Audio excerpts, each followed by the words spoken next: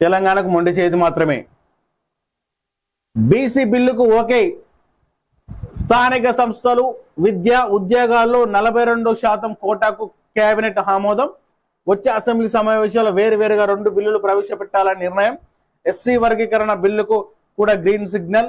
12 నుంచి అసెంబ్లీ, ఉగాది నుంచి భూభారతి చట్టం అమలు అని చెప్పేసి కూడా మనం ఒక వార్త చూసుకోవచ్చు. నిన్న జరిగినటువంటి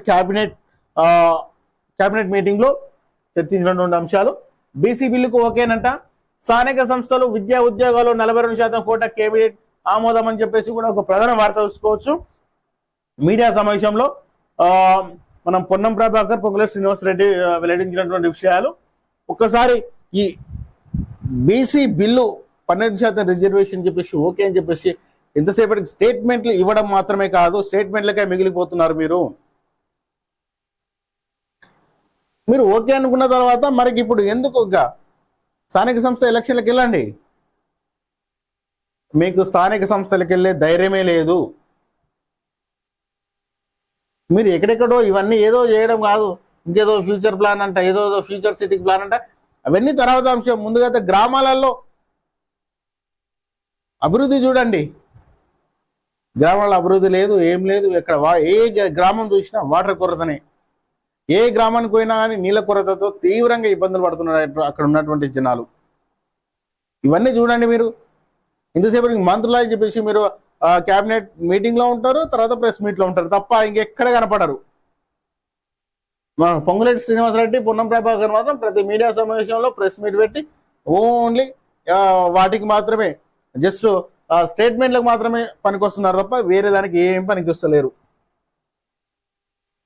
నాగార్జున సాగర్ హైవే నుంచి శ్రీశైలం హైవే మీద ఫ్యూచర్ సిటీ అంట. ఇవన్నీ తర్వాత విషయం. ఈ ఫ్యూచర్ సిటీ, ఫోర్త్ సిటీ ఇవన్నీ తర్వాత ఖచ్చితంగా చేయాల్సిన అవసరం ఉంది. కానీ ఇవన్నీ తర్వాత. ఫస్ట్ మన ఇంట్లో కరెక్ట్ లేదు కదా పరిస్థితి, దాన్ని చూడాల్సింది పోయి ఇవన్నీ ప్లాన్స్. 7 మండలాలు, 56 గ్రామాలతో 30,000 ఎకరాల ఫ్యూచర్ సిటీ డెవలప్మెంట్ అథారిటీ. కొత్తగా 10,954 విలేజ్ లేబర్ ఆఫీసర్స్ పోస్టులు. విఆర్ఓ, విఆర్ఏలుగా చేసిన వారికి ఛాన్స్. ఇందిరా మహిళా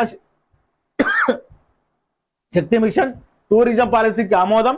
ఒకే గొడుగు కిందికి సెర్పు మోపా RRR వరకు HMDA పరిధి.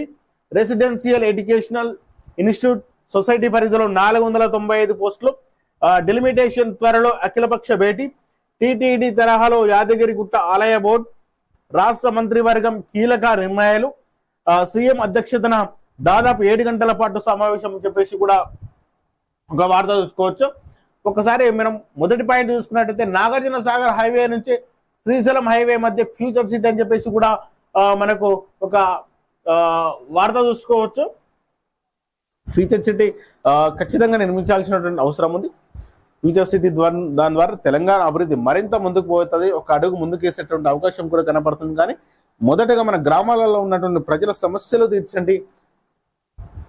ప్రతి గ్రామం, ఏ గ్రామం చూసినా కానీ, ఏ గ్రామంలో చూసినా కానీ తాగునీటి సమస్య చాలా తీవ్రంగా ఉంది. ఎక్కడ డెవలప్మెంట్ లేదు. గ్రామ పంచాయతీ ఓపెన్ చేసే నాదుడు కూడా లేదు, తాళం తీసే నాదుడు కూడా లేదు కొన్ని గ్రామాలలో. ఒక్కసారి ఆలోచన చేయండి. ముందుగా దాని మీద చర్చించండి. నిన్నటి పొద్దుగాల వార్తలో కూడా మేము చెప్పడం జరిగింది. ఖచ్చితంగా ప్రభుత్వ ఉద్యోగాల గురించి కూడా, ఉద్యోగస్తుల గురించి కూడా ఆలోచన చేయాల్సినటువంటి అవసరం కూడా ఉంది.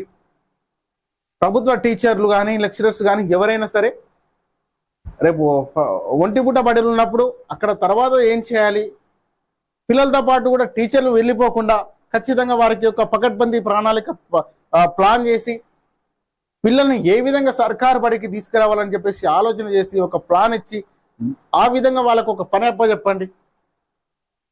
డోర్ టు డోర్ క్యాంపెయినింగ్ ఖచ్చితంగా చేయమని చెప్పండి. గవర్నమెంట్ స్కూళ్ళ యొక్క కెపాసిటీ కానీ, ఆ యొక్క స్కూల్ ఆవశ్యకత కానీ అక్కడ ఉన్న జనాలకు వివరించని చెప్పండి. అలా చేయండి, దాని గురించి ఆలోచన చేయండి. క్యాబినెట్ మీటింగ్లో ఒక్కటే పనికిరాని చర్చలు అన్నీ పెడతారు, ఒక్కటి కూడా అమలు కావు.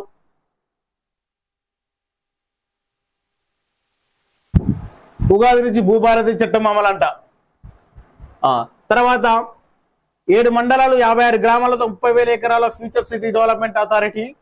కొత్తగా 10,954 విలేజ్ లెవెల్ ఆఫీసర్ పోస్టులు విడుదల చేస్తా ఉన్నారు. దాంట్లో విఆర్ఓ విఆర్ఏలుగా చేసిన వారికి ఛాన్స్ అని చెప్పేసి కూడా ఒక వార్త చూసుకోవచ్చు మనం. తర్వాత ఇక్కడ ఇంకొక టీటీడీ తరహాలో యాదగిరిగుట్ట ఆలయ బోర్డు అని చెప్పేసి కూడా మనకు ఒక వార్త చూసుకోవచ్చు. ఒక అంశం డిస్కషన్ చేసినట్టు కూడా తెలుస్తా ఉంది. చాలా మంచి పని. టీటీడీ తరహాలో యాదగిరిగుట్ట కూడా ఆలయ బోర్డు అని చెప్పేసి కూడా చాలా మంచి పని చేస్తున్నారు. కానీ ఇక్కడ కూడా తెలంగాణ వాదులకు మాత్రమే, తెలంగాణ ప్రజలకు మాత్రమే అవకాశం కల్పించాలని చెప్పేసి కూడా ఆలోచన చేయాల్సిన అవసరం ఉంది. ఎందుకంటేను ఇక్కడ కూడా టీటీడీ బోర్డులో కూడా ఉన్నట్టుగానే తెలంగాణ యాదగిరిగుట్ట ఆలయ బోర్డులో కూడా ఆంధ్ర వాదులను తీసుకొచ్చి, ఆంధ్ర ప్రజలను తీసుకొచ్చి, ఆంధ్ర మనుషులను తీసుకొచ్చి అక్కడ పెడితే కరెక్ట్ కాదు. దాని గురించి కూడా ఆలోచన. తెలంగాణ మనుషులకు మాత్రమే ఖచ్చితంగా దాంట్లో ఛాన్స్ ఇవ్వాలని చెప్పేసి కూడా మేము డిమాండ్ చేస్తా ఉన్నాం. తర్వాత బీసీ రిజర్వేషన్లను 42% పెంచే 2 బిల్లులు, ఎస్సీ వర్గీకరణ బిల్లును వచ్చే అంశాలు అసెంబ్లీ సమావేశాలు తీసుకురావాలని రాష్ట్ర ప్రభుత్వం నిర్ణయించింది. ఈ మేరకు వాటికి సంబంధించిన ముసాయిదా బిల్లులకు కేబినెట్ ఆమోదం తెలిపింది. హెచ్ఎండిఏ పరిధిని రీజన్ రింగ్ రోడ్ వరకు విస్తరించాలనే ప్రతిపాదనకు ఓకే చెప్పింది. 7 మండలాలు 56 గ్రామాలతో దాదాపు 30,000 ఎకరాల్లో future city development authority FCDA ఏర్పాటు చేయాలని నిర్ణయించింది. అదేవిధంగా గ్రామాల్లో రెవెన్యూ వ్యవస్థను పునరుద్ధరించేందుకు గాను 10,954 గ్రామ పరిపాలన అధికారులు GPO నియామకానికి మంత్రివర్గం ఆమోదం తెలిపింది. ఒక్క రెవెన్యూ గ్రామానికి ఒక GPOను నియమించాలని నిర్ణయించింది. గతంలో VRO VRL గా పనిచేసిన వారికి ఇందులో అవకాశం ఇవ్వనున్నారు. ఇందిరా మహిళా శక్తి మిషన్ 2025 పాలసీకి కేబినెట్ ఆమోదం తెలిపింది.